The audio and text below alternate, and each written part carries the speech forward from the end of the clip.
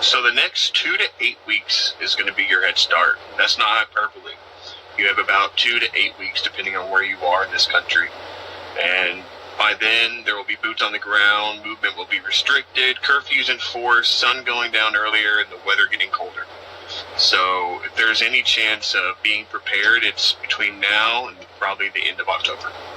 Within the next 2 to 4 weeks, if you live in a large city or state capital, National Guard is most likely going to roll out into your city, setting up the infrastructure for ICE agents as well as DHS and other federal law enforcement that is being surged, trained, and recruited right now for their actual rollout of going door to door throughout the entire United States.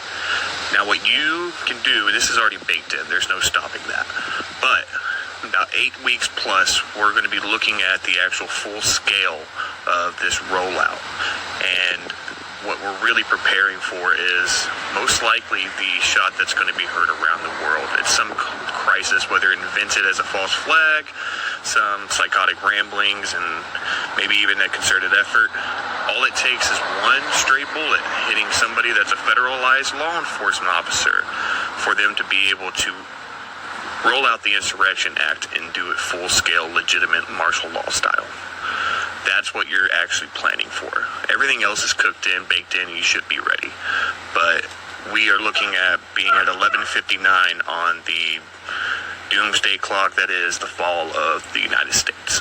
There's new data coming out this week. It shows a potential financial crisis in the making among American farmers. According to the University of Arkansas, from April of last year to March, more than 250 farms have filed for Chapter 12 farm bankruptcy. That's a huge number. University economists say bankruptcy filings in the first quarter of this year, they've already exceeded last year's total. Well, the writing's on the wall. We all know that the goal of this is to isolate us and to make it harder to afford things, make it harder for us to get care, make it harder for us to afford the things we need. So I've seen others, and I am going to reiterate, you know I have a huge garden, you know I preserve, and I do a lot of things to supplement my home so that those costs aren't hurting me so much. The question I have for all of you, what are you doing to prepare? Because obviously we're going to have pain for a while. And to minimize your suffering, I hope you are doing efforts to prepare yourself for this. You know, I have stocked up on certain things. I buy extras every time I go to the store for certain items, things that have shelf life or can be frozen and can last for a while. I don't buy a lot of produce because obviously I grow it. But, you know, I know it's really late in our season for the north for you to even think about a garden. Hopefully you did so earlier when we were saying that there was going to be problems. We said shortages, but a lot of times we mean shortages because you can't afford it. I know, I've had a couple of people say, are you growing for an army? The answer is I'm growing for a year. I'm not growing for an army. I'm preparing myself for a year. I have canned things that will last until next growing season.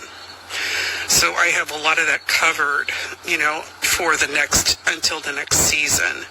I'm less reliant on the system, and a lot of us are saying we're not going to buy because we don't want to support those people that are complicit. That's what we really should be doing, is preparing ahead before they start raising all those prices, because those prices are starting to go up already, and it's just going to get worse. The stock market doesn't seem to reflect how the average consumer is doing. It continues to stay high, even though the rest of us are suffering. So I hope you are preparing. That's just a general commentary from me to you. I hope you are preparing. I saw the writing on the wall. Many others saw the writing on the wall. I hope you have prepared.